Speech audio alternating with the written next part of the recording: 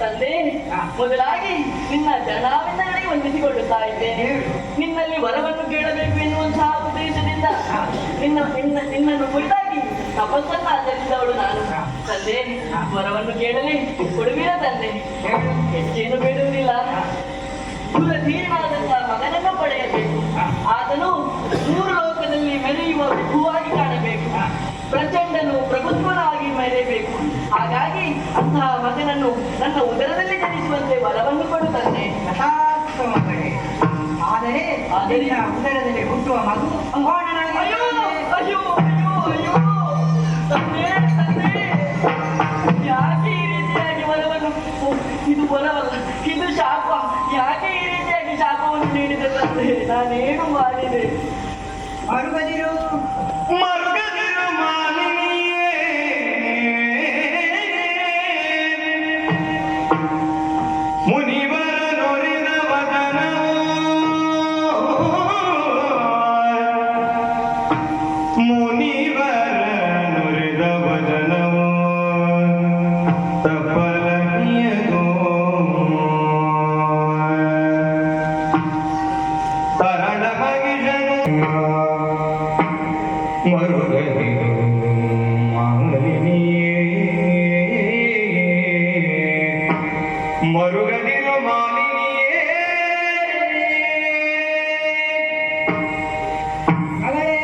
ತಂದೆ, ಈ ರೀತಿ ಆಗುವುದಕ್ಕೆ ಬೇರೆ ಯಾರು ಕಾರಣ ಅಲ್ಲ, ನೀನೇ ಕಾರಣ.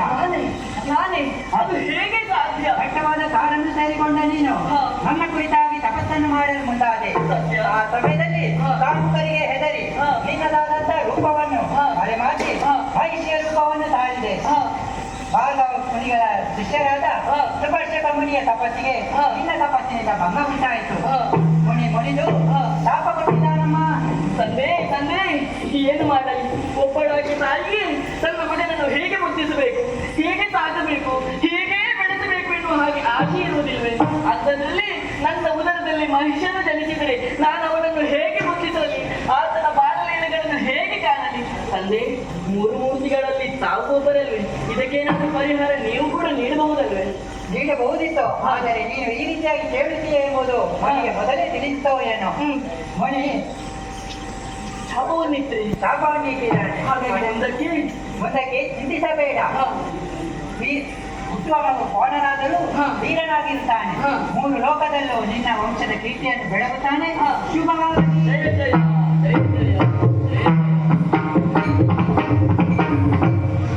ಸರಿ ಸರಿ, ಈ ವಿಚಾರವನ್ನು ನನ್ನ ಅಮ್ಮನ ಬಳಿ ಹೇಳಬೇಕು. ಹಾಗಾಗಿ ಆದಷ್ಟು ಬೇಗ ಅರಮನೆಯನ್ನು ಸೇರ್ತೇನೆ.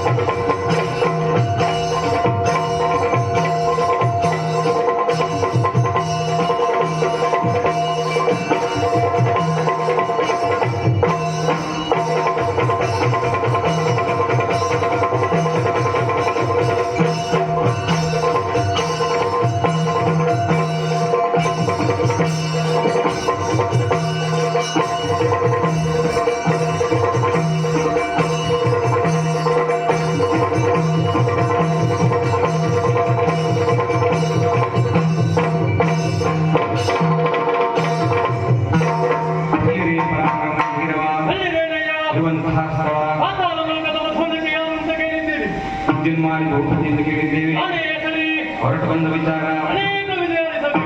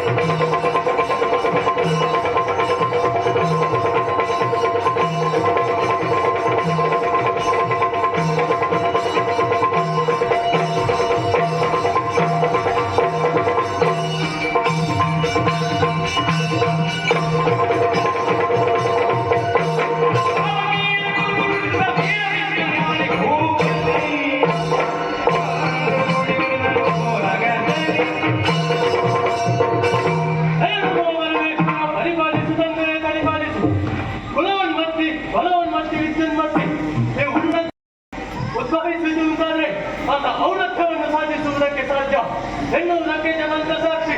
ಈ ವಿದ್ಯುನ್ಮಾಲಿಯ ಜೀವನ ಕುಲದ ಬಗ್ಗೆ ಯೋಚಿಸುವುದಿದ್ದರೆ ಪವಿತ್ರವಾದ ಕಾಲಕೇಯರ ಕುಲದಲ್ಲಿ ಉದಿಸಿದವ, ಬಲದ ಬಗ್ಗೆ ಯೋಚಿಸುವುದಿದ್ದರೆ ಐದು ಮುಖ್ಯವಾಗಿದ್ದಂತಹ ದಾನವ ಸಮುದಾಯವನ್ನೆಲ್ಲ ಒಟ್ಟು ಸೇರಿಸಿ ಪಾತಾಳ ಲೋಕದ ಮಧುವನದಲ್ಲೇ ಸಾಮ್ರಾಜ್ಯವನ್ನು ಸ್ಥಾಪಿಸಿ ವಿಜೃಂಭಿಸುತ್ತಿದ್ದೇನೆ. ವಿದ್ಯೆಯ ಬಗ್ಗೆ ಯೋಚಿಸುವುದಿದ್ದರೆ ಸಕಲ ಕಷ್ಟ ಶಾಸ್ತ್ರಾದಿಗಳನ್ನ ಕರಗತಗೊಳಿಸಿದವನಿದ್ದೇನೆ. ಇಷ್ಟು ಮಾತ್ರವೇ ಸಾಕಾಗುವುದಿಲ್ಲ ಎನ್ನುವ ಕಾರಣಕ್ಕಾಗಿ ಇದರೊಂದಿಗೆ ದೈವ ಬಲವು ಜೊತೆಗೂಡಬೇಕು ಎನ್ನುವ ಉದ್ದೇಶದಿಂದ ಅಜರನ್ನು ಭಜನೆಯ ಮೂಲಕ ಮೆಚ್ಚಿಸಿದೆ. ಉಳಿದ ವಿಧಾತ ನಂತರ ಮರಣವೇ ಇಲ್ಲದ ವರವನ್ನು ಕೇಳಿದ ಸಂದರ್ಭ ತಥಾಸ್ತು ಎಂದ ಬ್ರಹ್ಮ ಅಲ್ಲಿಯೂ ಒಂದು ಕೊಂಕನ್ನಿರಿಸಿದ. ನಿನಗೆ ಮರಣ ಬರುವುದಿದ್ದರೆ ಅದು ಯಕ್ಷನಿಂದ ಮಾತ್ರ. ಇಡೀ ಸಾಗರವನ್ನೇನಾಗಿದ್ದವನಿಗೆ ನದಿಯನ್ನು ನಾಟುವುದು ಅದು ಕಷ್ಟ ವಿಷಯವಾಗಲಿಕ್ಕಿಲ್ಲ. ಎಂದಿನಂತೆ ಇಂದಿನ ದಿನ ಕೂಡ ಓದಗಸ್ತನಾಗಿರುವ ಸಂದರ್ಭ ಯಾರೋ ದೂತನೊಬ್ಬ ಬಂದನಲ್ಲ, ಯಾರು ಏನು ಅಂತ ವಿಚಾರಿಸಿದೆ ಅಂತ ಇದ್ರೆ ಶೋಣಿತಾಪುರದಿಂದ ಬಂದವ ಎಂದನು ಹಿದ ಒಮ್ಮೆಮ್ಮೆಗೆ ಮೈರೋ ಮಂಚನಗೊಂಡಿತು. ಯಾಕೆ ಶೋಣಿತಾಪುರ ಎನ್ನುವಂಥದ್ದು ದಾನವರ ಅಭ್ಯುದಯದ ಕೇಂದ್ರವೆಂದು ನಮ್ಮ ತಾಯ್ನಾಡಿಗೆ ಸಮಾನವಾದುದು. ಅಂತಹ ಶೋಣಿತಾಪುರದಿಂದ ಬಂದ ದೂತನಾದರೂ ಅವನಿಗೆ ಸಕಲ ಆದರಾದಿತ್ಯದಿಂದಲೇ ಸತ್ಕರಿಸಿದೆ. ಬಂದ ಕಾರಣವನ್ನು ಕೇಳಿದೆ ಇದ್ದರೆ ಓಲೆಯೊಂದನ್ನು ಕೈಗಿತ್ತಿನಲ್ಲ, ಒದಗಿಸಿ ಶುಭ ಕಾಲ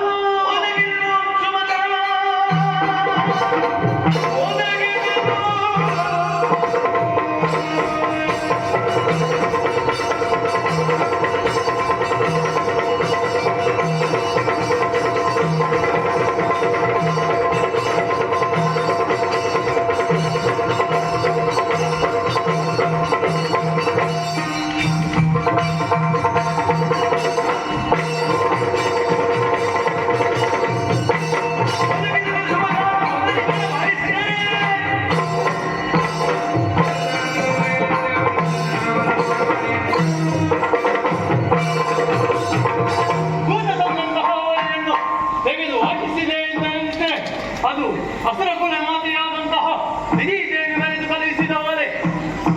ತನ್ನ ಮಗನಾದ ಮಾಲಿನಿ ಪ್ರಾಯ ಪ್ರಬುದ್ಧೆಯಾಗಿದ್ದಾಳೆ. ಅವರಿಗೆ ಯೋಗ್ಯವಾದ ವರ ಅನ್ವೇಷಣೆಯಲ್ಲಿ ತೊಡಗಿಕೊಂಡಿರುವೆ. ಪಾತಾಳ ಲೋಕದ ಮಧುವನದಲ್ಲಿ ವಿಜೃಂಭಿಸುವ ನೀನೇ ಅವರಿಗೆ ತಕ್ಕನಾದ ವರ ಅಂತ ತಿಳಿದು ದೂತನನ್ನು ನಿನ್ನ ಬಳಿಗೆ ಅಟ್ಟಿರುವೆ. ನಿನಗೆ ಸಂಬಂಧ ಒಪ್ಪಿಗೆ ಅಂತ ಇದೆ ವಾಸಿಂಗವನ್ನು ಬಿಗಿದು ಮಧುವನಿಗನಾಗಿ ಬಾ ಎಂದು ಕರೆಯನ್ನು ಕಲಿಸಿದ್ದಾಳೆ. ತಡ ಮಾಡುವುದು ಸರಿಯಲ್ಲ. ನನಗೆ ನಾನು ಬಯಸಿದ್ದು ಅದನ್ನೇ. ಶೋಣಿತಾಪುರದ ಇನ್ನೊಂದು ಮದುವೆಯಾದ ಅಂತ ಇದ್ರೆ ಶೋಣಿತಾಪುರ ನನಗಾಗುತ್ತದೆ, ಜೊತೆಗೆ ಪಾತಾಳ ನನ್ನಲ್ಲೇ ಇದೆ. ಬಳಿಕ ನನಗೆ ಸುರಲೋಕವನ್ನು ವಶಪಡಿಸುವುದು ದೊಡ್ಡ ಕೆಲಸ ಆಗಲಾರದು. ಹಾಗಾಗಿ ತಡ ಮಾಡುವುದು ಸರಿಯಲ್ಲ. ವಾಸಿಂಗವನ್ನು ಬಿಗಿದು ಮಧುವನಿಗನಾಗಿ ನೇರವಾಗಿ ಶೋಣಿತಾಪುರದ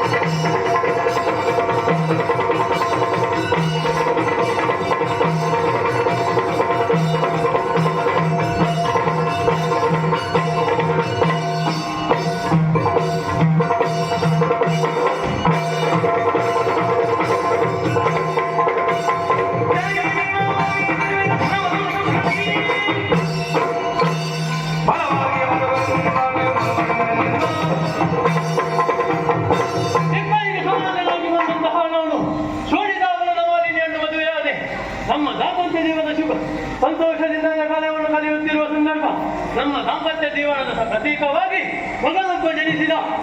ಮಾಲಿನಿಯವರ ಪ್ರಕಾರವಾಗಿ ಹುಟ್ಟುವಾಗಲೇ ಗೋಣದ ರೂಪವನ್ನು ತಾಳಿದ ಕಾರಣ ಅವನಿಗೆ ಮಹಿಷ ಎನ್ನುವ ನಾಮವನ್ನಿರಿತು.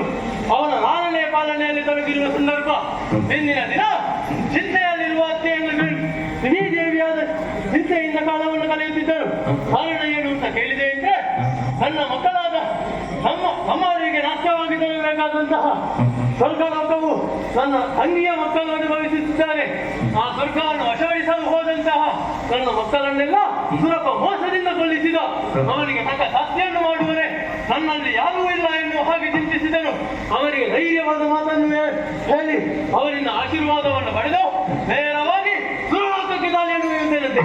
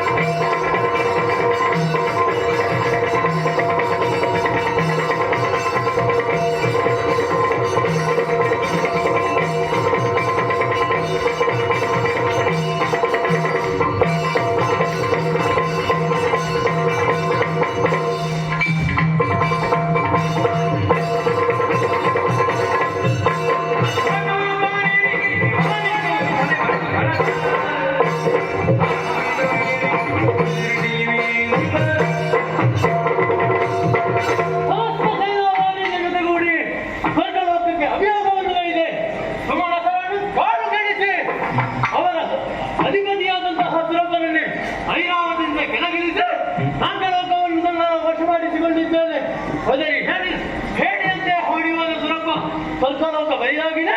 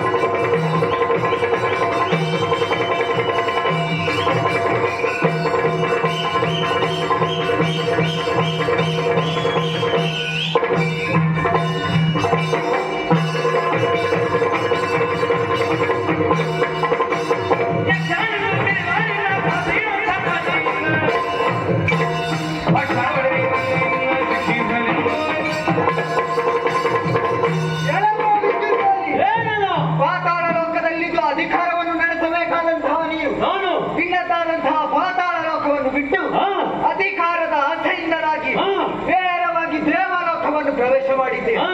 ಮಾಡಿದ್ದು ಮಾತ್ರವಲ್ಲದೆ ಇಲ್ಲ. ಇಂದ್ರಾದಿ ಸುಮನಸರನ್ನು ಸುರದ ಮೂಲಕ ನನ್ನ ಸಾಮರ್ಥ್ಯ ಅದು. ಸೋಲಿಸಿ ಸುರ ಪೀಠವನ್ನು ಏರಿ ಕುಳಿತೆಯ. ಹಾ. ನಿನ್ನ ಕಥೆ ಹೇಗಾಯ್ತು ಒಳ್ಳೆಯ. ಹೇಗೆ? ಧ್ವಜಸ್ತಂಭದ ಮೇಲೆ ಹಾ. ಕಾಗೆ ಕುಳಿತ ಹಾಗಾಯ್ತು. ಹಾಗೆ ಯಾರು ಅಂತ ತೋರಿಸ್ತೇನೆ. ಹಾಗಾಗಿ ಹೇಳ್ತಾ ಇದ್ದೇನೆ, ಹಾ. ಇನ್ನು ಮುಂದೆ ನಿಂತವ ಸಾಮಾನ್ಯನಲ್ಲ. ಯಾರು? ಸುರಪರ ವಕ್ಷವನ್ನು ವಹಿಸಿ ಬಂದಿದ್ದೇನೆ.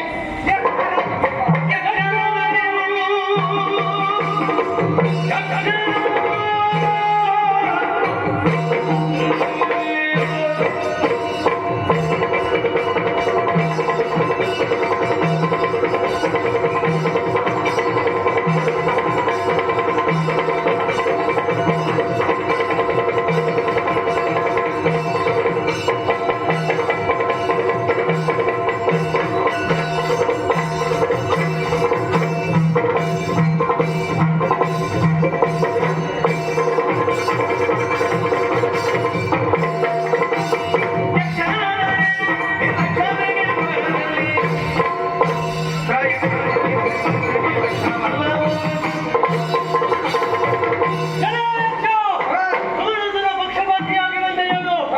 ನನಗೆ ಇದ್ದಂತಹ ವರವನ್ನು ಲೆಕ್ಕಿಸಿ ಅದಕ್ಕೆ ಅನುಗುಣವಾಗಿ ಅದನ್ನು ಭರಿಸಿದ್ದಾರೆ ಅಂತ ಬಂದೆ. ಇಂದಿನ ದಿನ ಬ್ರಹ್ಮನ ವರವನ್ನಾದರೂ ಸುಳ್ಳಾಗಿದ್ದೇನು ಬಂದಂತೆ ಹಿಂದೆ ನಡೆದಿರೋ ಹೆಸರು ಇಲ್ಲದಿದ್ರೆ ಹಿಡಿದಂತ ಕಟಾರಿಯಿಂದ